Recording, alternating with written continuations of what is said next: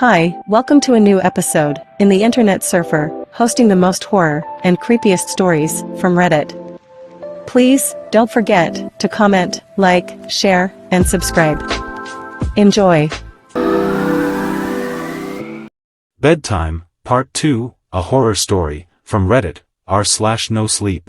After writing my account of an horrific experience I had as an 8-year-old child, many have encouraged me to speak about the aftermath.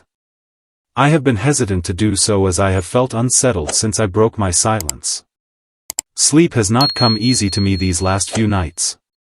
My skepticism, however, remains resilient, and as such I will tell of what I experienced in the other room. This will not be as long, as what occurred only took place over a few days, but that was more than enough for me. If you recall, after that unwelcome, nightly visitor left me, I was moved into another bedroom a year later. This room was much larger than the previous one and had a warm and welcoming atmosphere to it. Some places feel bad. The room before felt foul, but this one did not. Thankfully I was given a normal bed. The previous one was taken apart and thrown out, a welcome sight I might add. I loved my new room, I enjoyed the space for all my toys, I was happy that the place was large enough to have my friends quickly visit, but most of all I was relieved to just be out of that uneasy, foreboding part of the house. On the first night I slept more soundly than I had done for a long time. Of course, I still moved my bed several feet from the wall. I told my mother that I and my friends liked to use the gap between the bed and wall as a hiding place when we were playing. I awoke the next day feeling refreshed and relaxed. As I lay there watching some of my favorite cartoons on a small portable television, I noticed something odd. An old deep brown armchair which had always been there, sat at the foot of my bed, large and looming. It was frayed and worn, having been given to us as part of a suite by my cousin, but it had been used many times even by then. The chair itself was not unusual, but what unsettled me was that I could have sworn that before I had gone to sleep, the chair had been facing away from the bed. Now, in the cold light of day, the chair was facing me. I assumed one of my parents had moved it while I slept, looking for something which had been left there before we switched rooms. The second night was not as restful. It was around 11 p.m. and I could hear my parents' television from the other side of the house. The room was in darkness, the only illumination an orange hue drifting through my window from the streetlights outside. I lay there content until I heard something quiet, yet unmistakable. At first, I thought it was the sound of my own breath exhaling and inhaling as I rested, but when I stopped for a moment, the quiet, almost inaudible sound of someone else in the room breathing in and out did not cease. It continued, rhythmically and without pause.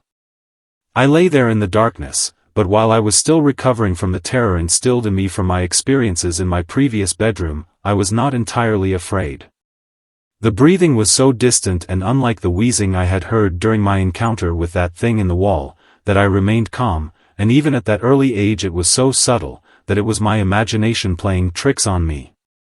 Still, I took no chances. I stepped out of bed, walked across the room, and turned the light on. The sound had gone. I stared at that old worn armchair facing the foot of my bed, which was within reaching distance of where I slept, and turned it around to face the other way.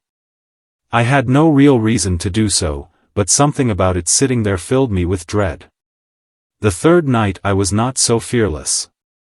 Again, I awoke in darkness. Lying on my back I stared up at the ceiling which happily absorbed the dim orange light from the street. The tree outside my window swayed in a calm breeze, casting a strange collection of improbable moving shadows across the room. I could hear nothing but the long and distant hum of the city's night traffic.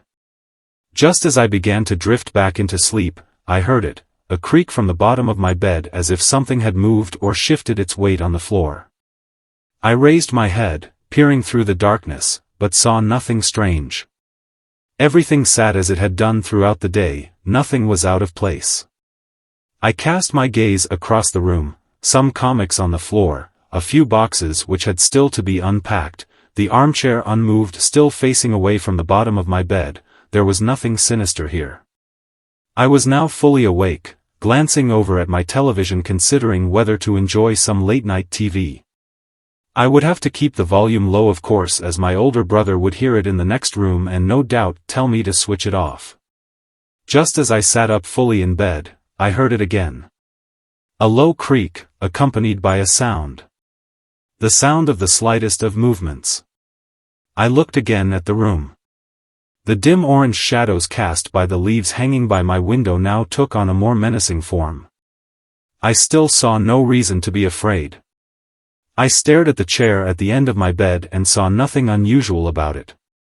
It is quite common for the mind to take a moment to fully come to terms with what it is seeing. It takes time to put the full horror of what is in front of you together, into a moment of cold, bitter realization. Yes, I was staring at that old worn armchair in the dark, but what I was also staring at was the person sitting in it. In the dim light I could only see the outline of the back of its head, the rest obscured by the spine of the chair. I sat motionless, staring, praying, hoping that my eyes were being misled by their surroundings.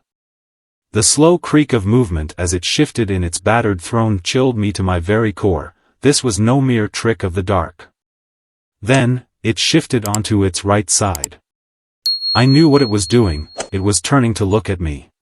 It was difficult to make out, for even in that room it seemed darker than everything around it. I saw what looked like a collection of long fingers slip over the crest of the chair, and then another. The room was silent but for the sound of this thing shuffling in its seat, and the crash of my racing heart. At first, I could only make out the outline of its forehead, but then it began to rise, revealing 2 pinpoints of light in the dark recesses of its deeply set eye sockets. It was staring at me. I screamed, and within a moment my brother and mother came into the room, switching the light on, asking if I had had another bad dream. I sat speechless, barely acknowledging them, staring intently at the now empty armchair. I was only in that room for another few days before we suddenly moved. I saw nothing for the remaining nights, except for my last sleep in that room where I awoke to the warm air of something breathing into my ear. I jumped out of bed, turning the light on.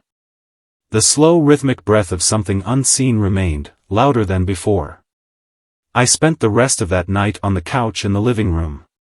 2 years later I slept soundly in my bed, in our new house. There had been no other incidences, and I was sure I had left behind whatever strangeness had plagued me, in that little average suburban home.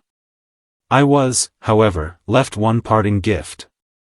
My tormentors, and the watcher in that armchair was a different entity to the thing in the elongated room, had one last surprise in store for me. Like an animal claiming its territory, I was not entirely out with their grasp.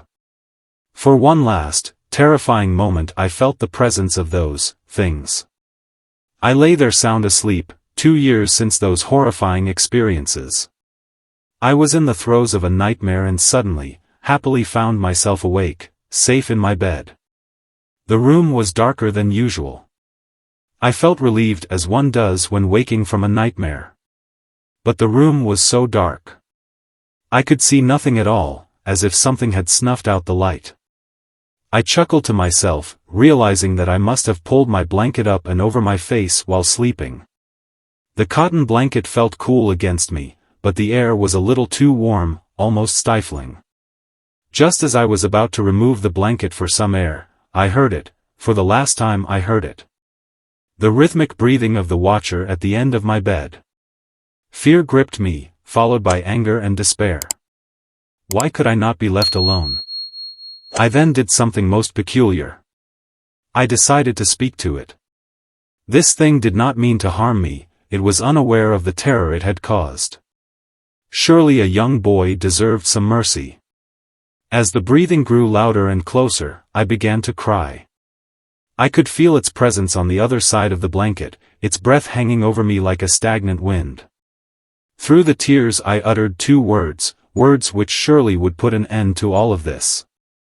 Please stop. The breathing began to change, it became more animated, quicker somehow. I could hear something shuffling next to me, standing close by. The breathing then moved, first back to the foot of my bed, and then slowly across the room, through the door, into the hallway, and then gone. Half crying, half elated, I lay in the still darkness, my face still covered by the blanket. You may consider this a victory of some sort, but I do not. If those things were real, I know now beyond any doubt that their intentions were not misconstrued, they were twisted, filled with malice. I would normally never use such a word to describe anything, but it is as close to evil as I hope I ever come. How do I know that? I will tell you how. Moments after that thing seemed to have left the house, something pressed forcefully down on top of me, pushing the blanket with great strength against my face. I could feel a large hand with long thin fingers wrapping the covers around my skull, its nails imprinted upon me like razor-sharp ridges. I managed to slide down into the gap between the bed and the wall, quickly making my escape, clambering, and screaming out of my room, waking my family. Make no mistake, that thing in the darkness tried to smother me to death. Thanks for watching. Please comment, like, share and subscribe. The Internet Surfer on YouTube for more horror and scary stories.